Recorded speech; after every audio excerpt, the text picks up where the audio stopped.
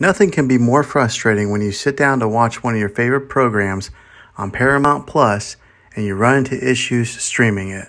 Well, in today's tech video, I'm going to show you how to fix Paramount Plus if it isn't working on your Hisense Smart TV.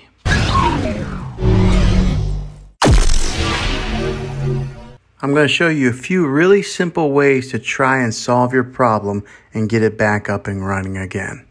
The first one is probably the easiest one to try, and that's to unplug your TV from the wall outlet and wait 60 seconds.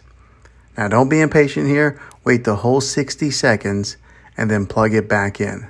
This is very different from turning your TV on and off with your remote control. This is what we call a hard reset of your TV, so make sure you do this method.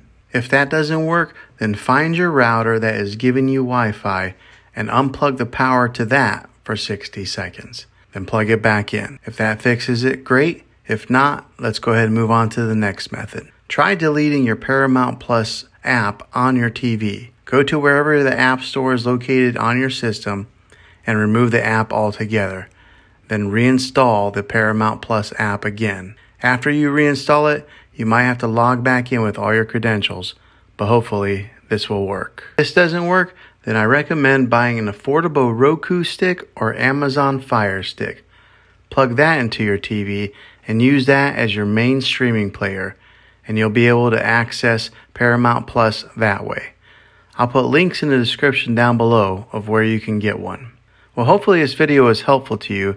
If it was, throw a thumbs up on it and go ahead and subscribe to my channel. I make tech videos all the time, and I would love to have you back in the next one. Take care.